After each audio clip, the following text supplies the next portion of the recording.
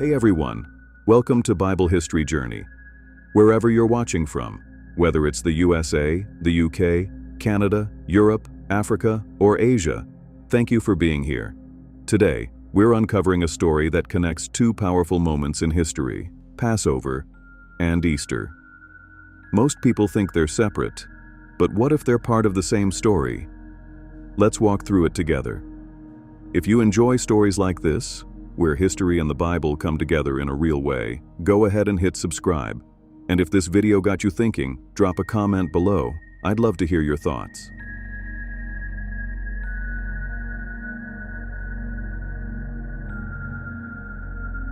This Sunday, millions of people around the world celebrate Easter or Passover, a day of resurrection, a day of hope, a day that changed history. But here's something many people don't realize. Easter didn't appear out of nowhere. It's deeply connected to something much older, something ancient, something rooted in history, a festival called Passover. So the question is, what is the real story behind Passover? And how did it become the foundation of what Christians celebrate today? Let's go back to where it all began. Passover is one of the oldest known Jewish celebrations. It goes back thousands of years.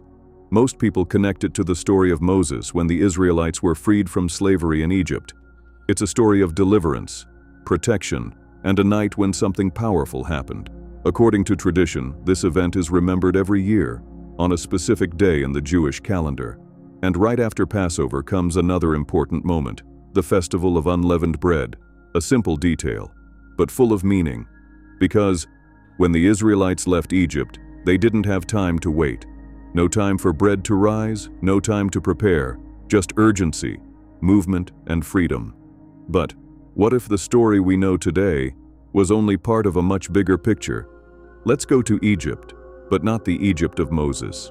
This is centuries later, around 419 BCE, on an island called Elephantine in southern Egypt. There was a Jewish community living there, far from Jerusalem, far from their homeland. One man called Hananiah writes a letter, and inside that letter, there's something incredible, a royal permission, allowing the Jewish people to celebrate a 7-day festival involving unleavened bread. This is not just a story, this is history, a real document, a real moment. And many believe this is one of the earliest clear signs that Passover was already being practiced, and that letter still exists today, preserved in a museum in Berlin. So, now we have two worlds, the biblical story and the historical evidence. And when we compare them, things start to get interesting. When scholars study the Bible closely, they notice something important, that the story of Passover wasn't written all at once. It was developed over time, edited, expanded, and explained. Some of the earliest layers of the text don't even clearly describe the Exodus the way we know it today. Instead, they look more like simple traditions about a festival, almost like a story people told, without all the details filled in yet. Then later, new layers are added. Suddenly, there are clear instructions, and very specific ones. For example, each family must prepare a lamb, and it must be a certain kind.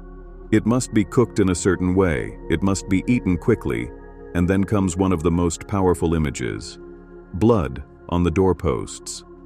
A sign, a protection, a way to mark which homes would be spared. Now, the story becomes clearer. Passover is no longer just a festival, it becomes a memory, or a reminder of a moment when God protected his people. But even then, things aren't perfectly consistent.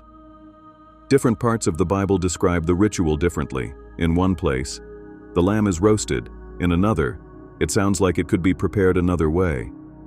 So, what did people do? They adapted. Later generations didn't ignore the differences.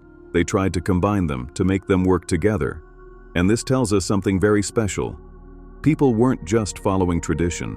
They were interpreting it, trying to understand it, trying to keep it alive. And it's possible that the timing of Passover wasn't always fixed. Some texts allow people to celebrate later if they missed it the first time.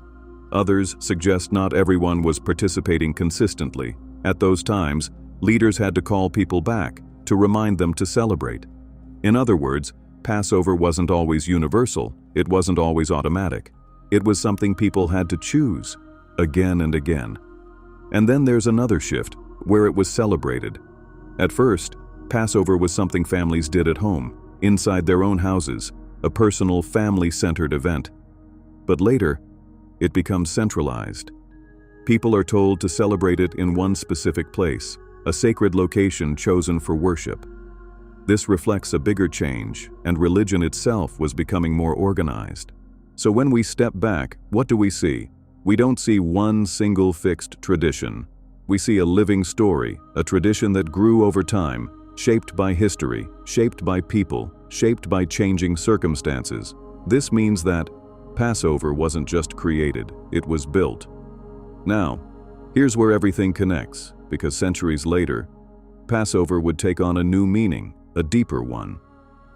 During the time of Jesus, Passover was already a major event. People traveled to Jerusalem to celebrate it. And exactly in this season, Jesus shared his final meal with his disciples, and a meal rooted in Passover tradition. In that season, something happened, and something that changes history forever. According to different scriptures, Jesus was crucified, and many Christians believe that he became like the Passover lamb, a sacrifice, not just for one people, but for all humanity. In the same way that Passover remembered as protection, Christians began to see Jesus as the one who brings salvation. That's why Easter exists. It's not separate from Passover. It grows out of it. It transforms it. It gives it a new meaning for a new generation. In the beginning, there was no Easter as we know it today. No fixed date. No global tradition. It didn't start all at once, and no single person created it. Instead, it slowly grew over time. The first followers of Jesus were Jewish. They lived by the same traditions, the same calendar, the same festivals. That means they were already celebrating Passover. And because Jesus was crucified during Passover, and soon after, the resurrection, the early believers didn't create a new holiday. They didn't need to. Instead, they began remembering Jesus during the same season of Passover. To them, this wasn't a replacement. It was a continuation, a deeper meaning. Remember, Passover told the story of deliverance from Egypt. Christians as well believed that Jesus revealed a greater deliverance. But, as Christianity began to spread, not everyone agreed on how this moment should be remembered. Two groups began to form. One group stayed close to the original timeline.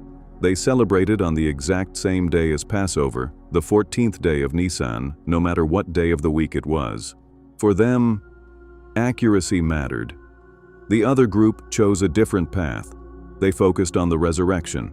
And since Jesus rose on a Sunday, they believed the celebration should always be on a Sunday. Same story, same belief. But two different ways of remembering it, and this disagreement began to divide the early church. In the year 325 CE, the Roman Emperor Constantine the Great called a gathering, a council that would shape the future of Christianity. Leaders from across the Christian world came together.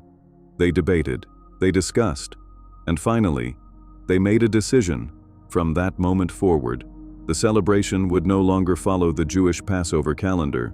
Instead, it would always be held on a Sunday, and not just any Sunday, a specific one, which is the first Sunday after the full moon following the spring equinox. This decision wasn't random. It had purpose, to bring unity to the church, and to create a clear identity, separate from Jewish traditions. And just like that, what began as a remembrance within Passover became something new, something distinct, something the world now knows as Easter.